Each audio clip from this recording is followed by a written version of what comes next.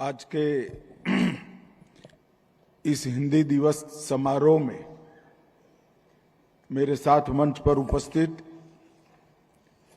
गुजरात राज्य के लोकप्रिय मुख्यमंत्री श्रीमान भूपेंद्र भाई पटेल, मोदी जी की मंत्रिपरिषद में मेरे साथी श्री अर्जुन राम मेघवाल जी,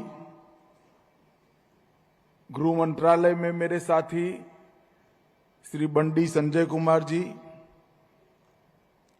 सांसद और राजभाषा समिति के उपाध्यक्ष श्रीमान भर्तृहरि मेहताब जी, अहमदाबाद के सांसद श्री दिनेश मकवाणा जी,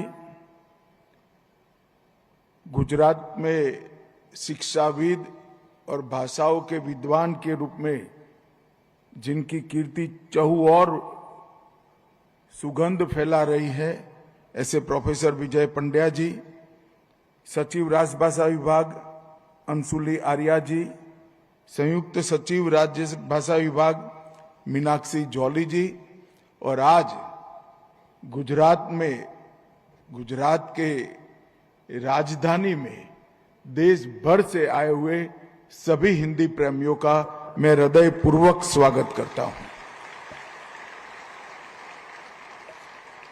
आज मेरे लिए एक विशिष्ट अवसर है, क्योंकि आज देश भर से राजभाषा प्रेमी, भारतीय भाषाओं के प्रेमी जहां एकत्रित हुए हैं, वो मेरा संसदीय क्षेत्र है। इसलिए मेरे संसदीय क्षेत्र में भी मैं आप सभी का स्वागत करता हूं। पहले ये समारोह दिल्ली के विज्ञान भवन में हुआ करता था। हमने इसके अंदर थोड़ा परिवर्तन करा और 5 साल से ये समारोह देश के अलग अलग हिस्सों में हो रहा है, और इसके कारण राजभाषा और देश की सभी भाषाओं के बीच में संवादिता बढ़ाने का एक बहुत अच्छा मौका हमें मिला है। हैदराबाद में सम्मेलन होता है, तब स्वाभाविक रूप से तेलुगु के सभी विद्वान आते हैं, और हिंदी के विद्वज्जन और तेलुगु भाषा के जानकारों के बीच में संवाद का सेतु जब निर्मित होता है, वो आने वाले कई दिनों तक भारतीय भाषाओं को बड़ा बल देता है, मजबूती देता है। उसी तरह से आज गुजरात में राजभाषा के हिंदी के सभी प्रेमी देश भर से यहां आए हैं। मैं हृदय पूर्वक आप सभी का स्वागत करता हूं। मैं एक और मायने में भी कहना चाहूंगा, क्योंकि मैं हमेशा कहता हूं कि हिंदी भारतीय भाषाओं की स्पर्धक नहीं है, हिंदी भारतीय भाषाओं की सखी है। हिंदी और भारतीय भाषाओं के बीच में कोई अंतर्द्वंद नहीं है। इस बात का सबसे बड़ा उदाहरण अगर कोई है तो हमारा गुजरात है। आप सभी जानते हैं कि गुजरात हिंदी भाषी राज्य नहीं है, यहां के राज्य की भाषा गुजराती है। मैं भी गुजराती माध्यम में पढ़ा लिखा बड़ा हुआ, मगर गुजरात में शुरुआत से ही दयानंद सरस्वती, महात्मा गांधी, सरदार वल्लभ भाई पटेल, के.एम. मुंशी, कई प्रकार के विद्वज्जनों ने हिंदी को स्वीकारा भी, इसका प्रचार भी किया, और गुजरात एक उत्कृष्ट उदाहरण बना गुजराती और हिंदी के सह अस्तित्व से दोनों भाषाओं के विकास। हमारे यहां शिक्षा में हिंदी का भी स्थान है। बच्चे हिंदी भी सीखते हैं, बोलते हैं, पढ़ते हैं, और इसके कारण देश भर में गुजरात के बच्चों की पहुंच बहुत बड़ी है। और मैं मानता हूं कि महात्मा गांधी, दयानंद सरस्वती, सरदार पटेल, के.एम. मुंशी, उमाशंकर जोशी ऐसे दूरंदेशी नेताओं ने भारतीय भाषाओं को एक दूसरे के साथ संवाद करना और हिंदी को हर राज्य के अंदर बढ़ावा देने का जो आग्रह किया, इसी का परिणाम है कि गुजरात का बच्चा देश भर में कहीं पर भी जाकर सुगमता से व्यापार भी करता है और स्वीकृति भी प्राप्त कर लेता है। मित्रों, आज 2021 के बाद ये 5वां अखिल भारतीय राजभाषा सम्मेलन दिल्ली के बाहर हो रहा है और हमारा चारों सम्मेलन का अनुभव है कि इससे नई दृष्टि, नई ऊर्जा, नई प्रेरणा भी प्राप्त होती है और कोई न कोई स्थानीय राज्य की भाषा के साथ हिंदी के विद्वानों का संवाद भी होता है। और आज मैं मानता हूं कि ये सम्मेलन भी निश्चित रूप से सार्थक रहेगा। आज यहां पर ढेर सारे प्रकाशनों का लोकार्पण किया गया। इस प्रकार के प्रकाशन निश्चित रूप से हमें फायदा देते हैं और इससे हमारा भाषा के प्रति प्रेम और अनेक विधाओं में भाषा के उपयोग को भी एक प्रकार से प्रोत्साहन मिलता है। हिंदी केवल बोलचाल की भाषा नहीं होनी चाहिए, हिंदी सिर्फ प्रशासन की भाषा नहीं होनी चाहिए, हिंदी विज्ञान की भी भाषा होनी चाहिए, हिंदी तकनीक की भी भाषा होनी चाहिए, हिंदी न्याय की भी भाषा होनी चाहिए और हिंदी पुलिस की भी भाषा होनी चाहिए। ये सारा कामकाज जब भारतीय भाषाओं में होता है तो जनता के साथ संपर्क अपने आप बढ़ जाता है। मित्रों, आज यहां मैं 2 चीजों का निश्चित रूप से जिक्र करना चाहूंगा कि आज जो यहां एक सारथी का जिक्र किया गया, ये सारथी क्या है? सारथी एक अनुवाद की प्रणाली है जो हिंदी से भारत की सभी मान्य भाषाओं में सरलता से अनुवाद करने की व्यवस्था है। और मैं आज इस मंच से बहुत गर्व के साथ देश भर की सभी सरकारों को और सभी मुख्यमंत्रियों को कहना चाहता हूं, आप आपकी भाषा में मुझे पत्र दीजिए, आपको आपकी ही भाषा में गृह मंत्रालय जवाब देगा। वो व्यवस्था हम कर चुके हैं। पत्र चाहे तमिल में हो, तेलुगु में हो, मलयाली में हो, बंगाली में हो, पंजाबी में हो, मराठी में हो, उसके अनुवाद की व्यवस्था सारथी ने करी है और जो मैं हिंदी में जवाब करूंगा उसको भी उन्हीं की भाषा में अनुवाद की व्यवस्था होगी। और आने वाले दिनों में इसका इस सॉफ्टवेयर का ट्रेनिंग होने के बाद इसको और समृद्ध हम करते जाएंगे और मुझे विश्वास है आने वाले दिनों में सारथी के माध्यम से हम सबका संपर्क, एक ही देश के नागरिकों का स्वभाषा में संपर्क होगा। मित्रों, शिवाजी महाराज ने पूरी लड़ाई जो लड़ी स्वराज की, उस वक्त 3 बिंदु उन्होंने रखे थे: स्वराज, स्वधर्म और स्वभाषा। एक प्रकार से तीनों चीजें एक दूसरे से जुड़ी हुई हैं और एक प्रकार से देश के स्वाभिमान से जुड़ी हुई है। जो देश के अंदर बोलचाल की भाषा खुद की न हो, वो स्वतंत्रता की कामना नहीं कर सकता, वो स्वाभिमान की अनुभूति भी नहीं कर सकता। वो तभी हो सकता है जब हमें हमारी भाषाओं पर गर्व हो। और इसीलिए हमने शब्द सिंधु भी बनाया है। 51,000 शब्दों से शुरू हुआ था, अब ये 7 लाख शब्दों को पार हो गया है। और मैं आपको विश्वास दिलाता हूं 2029 तक ये दुनिया की सभी भाषाओं में हिंदी शब्द सिंधु इस सबसे बड़ा शब्दकोश बन जाएगा। इसमें कोई शंका रखने की जरूरत नहीं।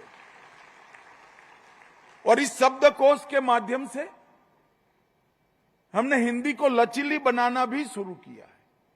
हिंदी के कई विद्वानों का आग्रह है कि वो ही संस्कृत प्रचुर हिंदी रहे, इससे कोई आपत्ति नहीं है। मगर जो खालीपन है, जो जगह है, वो हमें भारतीय भाषाओं से भरनी होगी। तभी हिंदी सभी भारतीय भाषाओं को अपनी लगेगी, सब भारत के सभी लोगों को अपनी लगी। और हिंदी को बोलचाल की भाषा तभी बना सकते हैं जब हिंदी लचीली बने। अगर रेलवे स्टेशन को मैं अग्नि रथ विराम स्थान कहता हूं तो किसी की समझ में नहीं आएगा। कोई बात नहीं भाई, हिंदी का दिल बड़ा है, हमारा दिल भी बड़ा है, भारतीयों का दिल बड़ा है। शब्द सिंधु में रेलवे स्टेशन शब्द को हम स्वीकार कर ले और आगे बढ़ जाए। इस प्रकार के कई परिवर्तन समय के साथ करने पड़ते। समय के साथ जो बदलते नहीं है वो इतिहास बन जाते हैं। और मैं मानता हूं हमारी भाषा इतिहास नहीं बनेगी, हमारी भाषा इतिहास है ही, वर्तमान भी है और भविष्य भी हमारी भाषाओं का। और इसलिए शब्द सिंधु का ये जो प्रयोग है हमारा, ये शब्द सिंधु का प्रयोग हिंदी को बहु उपयोगी बनाने वाला है, हिंदी को लचीली बनाने वाला है और हिंदी को लोकभोग्य बनाने वाला है। तो ये दो चीजों पर मैं विशेष बल देना चाहता हूं कि सारथी और हिंदी शब्द सिंधु, ये दोनों को सभी देश के सभी भाषा के विद्वान जरा ध्यान से देखें और इसको इसी तरह से देश की सभी भाषाओं के शब्दकोशों को समृद्ध करने का काम होना चाहिए। देश में बहुत कम लोगों को मालूम होगा कि महात्मा गांधी गुजरात राज्य साहित्य परिषद के अध्यक्ष रहे और उन्होंने गुजराती शब्दकोश की रचना में भी बड़ा योगदान दिया था, क्योंकि वो जानते थे जब तक अपनी भाषा मजबूत नहीं होती कोई समाज उठकर उन्नत मस्तक के साथ विश्व के सामने खड़ा नहीं रह सकता। मैं विश्व के कई ऐसे लोगों को मिला हूं जो अंग्रेजी में बात करते हैं हमसे, और जब उनको पूछते हैं कि ठीक है आप अंग्रेजी में बात कर रहे हो मगर आपकी मूल भाषा कौन सी है, तो बहुत कम लोग जवाब दे सकते हैं। और उस वक्त उनकी आंख में मैं एक विषाद की झलक देखता हूं।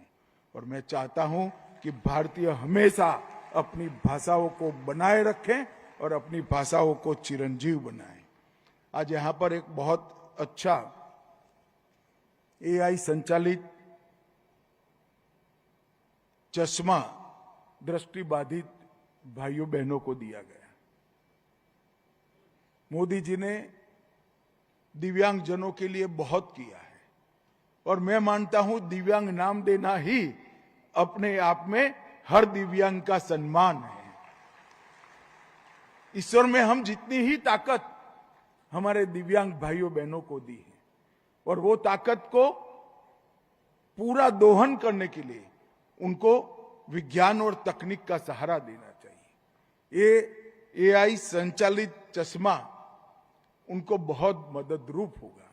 और आज मैंने राजभाषा सम्मेलन में इसकी अनुमति इसलिए दी है क्योंकि ये चश्मे की विशेषता है कि वो चश्मा पूर्ण दृष्टिबाधित होने के बावजूद किसी भी कागज के सामने आएगा, दृष्टिबाधित भाई उसको पढ़ सकेंगे और उनके कान में अपनी मातृभाषा में इसका पठन होगा। ये बहुत बड़ी बात होगी, बहुत बड़ी बात है। आज बहुत सारी क्षितिज हमारे देश भर के दृष्टिबाधित दिव्यांग भाइयों बहनों के लिए खुलने वाली है।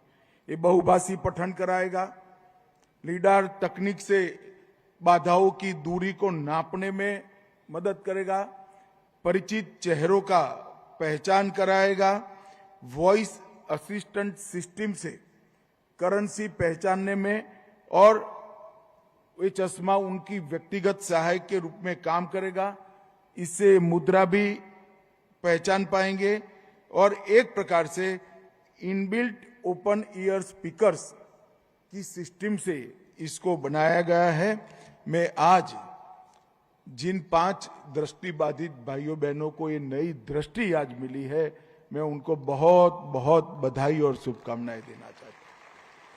और देश भर की स्वयंसेवी संस्थाओं को भी अपील करना चाहता हूं, कुछ हजार में जो चश्मा मिलता है हर दृष्टिबाधित के आंख पर एक चश्मा हो तो वो पढ़ने लिखने में माहिर हो जाए, अपने जीवन को आगे ले जाए।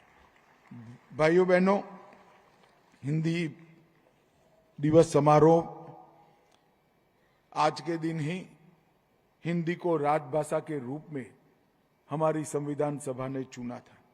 14 सितंबर 1949 को संविधान सभा द्वारा हिंदी को संघ की राजभाषा के रूप में स्वीकार किया।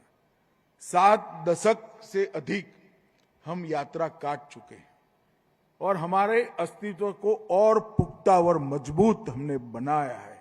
मगर मैं निश्चित रूप से कहता हूं कि मोदी जी ने जिस प्रकार से भारतीय भाषाओं को बल दिया है, भारतीय भाषाओं का उज्जवल भविष्य, भारतीय भाषाओं का भविष्य और हमारी राजभाषा हिंदी का भविष्य बहुत उज्जवल है, इसमें किसी ने शंका रखने की जरूरत नहीं है। और आज इस मंच से मैं देश भर के अभिभावकों को भी कहना चाहता हूं कि एक काम देश के भविष्य के लिए जरूर करिए।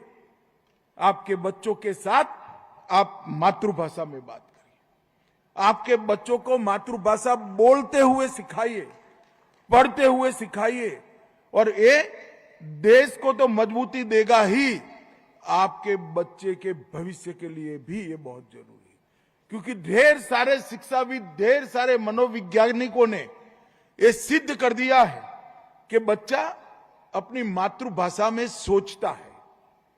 अगर उसकी सोचने की प्रक्रिया मातृभाषा में है तो उसकी सोचने की प्रक्रिया में ही, सोचने की भाषा में ही उसका मन विश्लेषण करेगा, इसके तर्क अपनी ही भाषा में गढ़े जाएंगे, उसका अनुमान अपनी ही भाषा में पुख्त होगा और उसके निर्णय लेने की क्षमता भी अपनी भाषा में ही पुख्त होगी।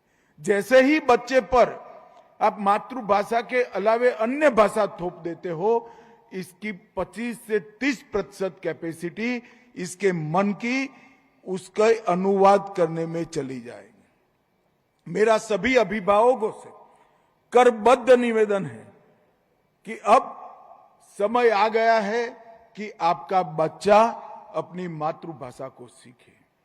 और अगर बच्चा मातृभाषा सीख लेता है, अगर बच्चा मातृभाषा सीख लेता है तो अपने मातृभाषा में पड़े हुए ज्ञान के अगाध भंडार के अंदर गोता लगाने के लिए आप उसको अपने आप एक गोताखोर बना रहे हो। हमारी कहानियां, हमारे गीत, हमारे धर्म ग्रंथ, हमारा तत्व ज्ञान, हमारे उच्च जीवन मूल्यों को गढ़ने वाली कहानियां, ये सब हमारी मातृभाषा में पड़ा है। 13,000 सालों से ज्यादा समय से इस संस्कृति का एक प्रकार से अबाधित प्रवाह, एक नदी बह रहा है। आपके बच्चे को वो नदी से महरूम मत करिए। आप कम से कम बच्चा जिस भाषा में पढ़े लिखे चिंता छोड़ दीजिए, उसको घर में इसके साथ बात अपनी मातृभाषा में करिए। गुजराती है तो गुजराती में ही बच्चे से बात करिए, मराठी है तो मराठी में ही करिए, मलयाली है तो मलयाली में ही करिए। उसको गुजराती, मराठी, मलयाली, तमिल, बंगाली पढ़ना लिखना सिखाइए और अपने साहित्य के साथ जोड़ने का आप प्रयास कर दीजिए।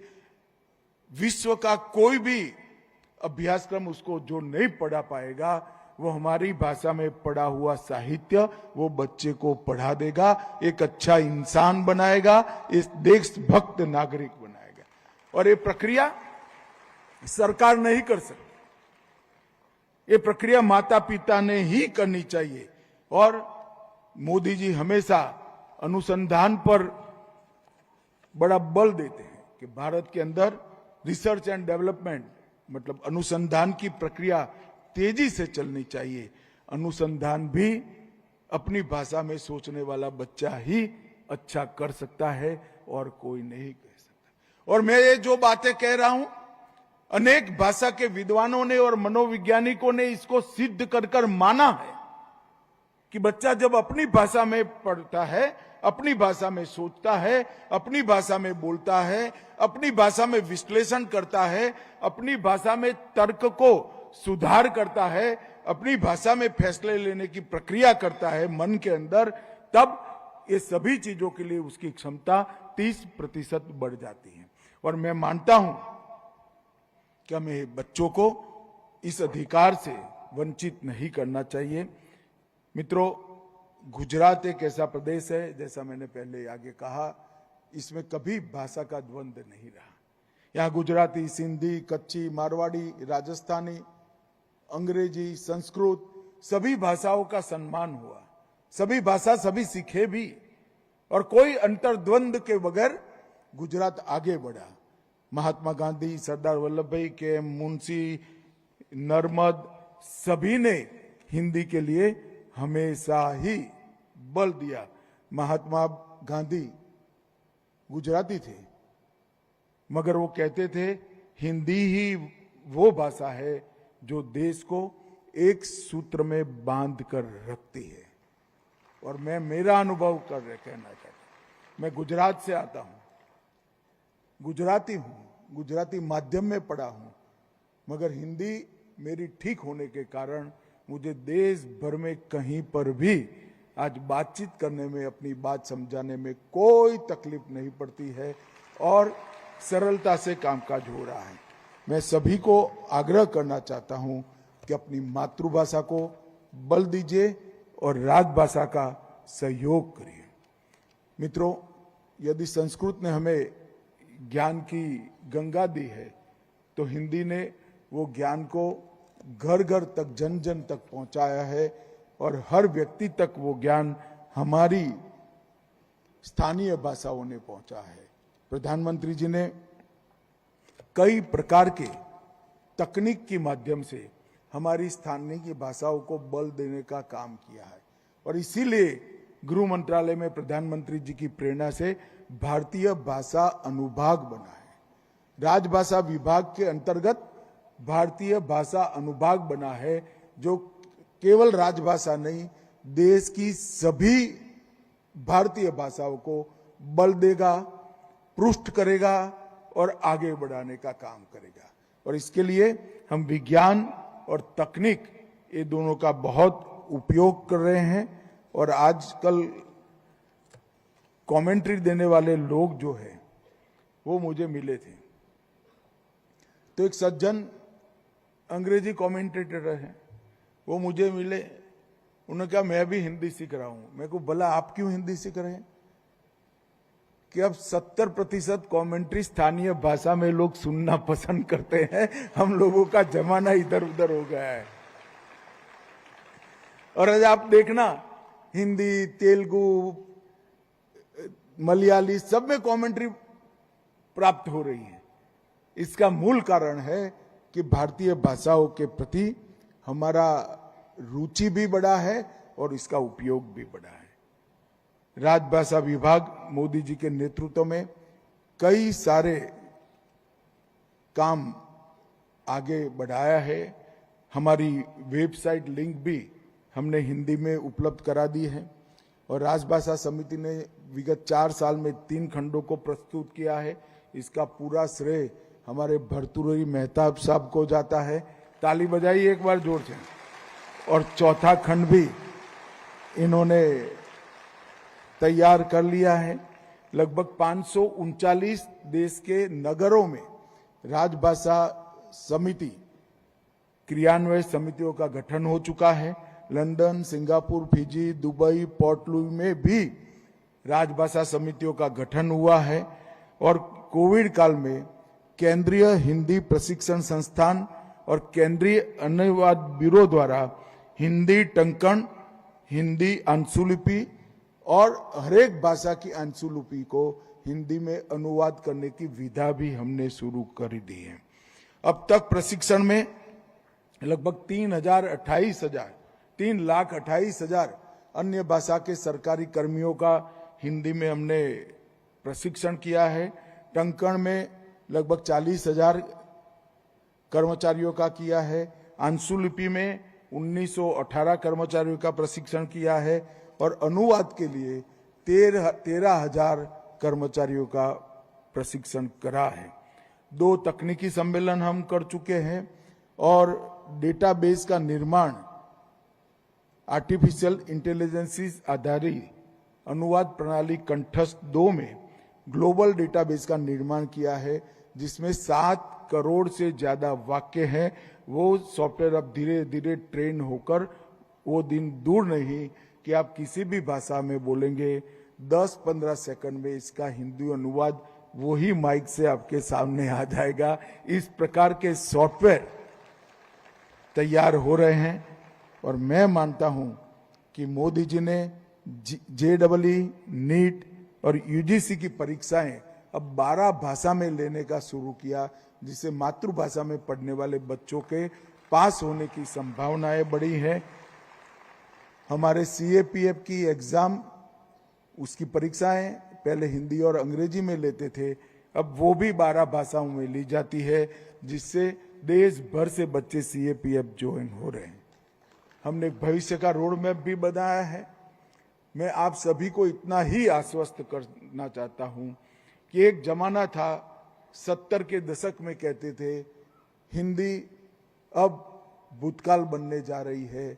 मैं आज आपको कहता हूं हमारी राजभाषा और भारत की सभी भाषा भविष्य की भाषाएं हैं, विज्ञान की भाषाएं हैं, तकनीक की भाषाएं हैं और न्याय की भी भाषाएं बनेगी। अंत में इस सम्मेलन के पूरे सम्मेलन की सफलता के लिए मैं आप सभी को बहुत बहुत शुभकामनाएं देना चाहता हूं। आशा करता हूं कि 2 दिन का सम्मेलन गुजराती और हिंदी के बीच में अच्छा संवाद स्थापित करेगा, हमारी स्थानीय भाषाओं को भी बढ़ावा देगा और राजभाषा को भी मजबूत करेगा। सभी हिंदी प्रेमियों को मेरा बहुत बहुत नमस्कार और प्रणाम।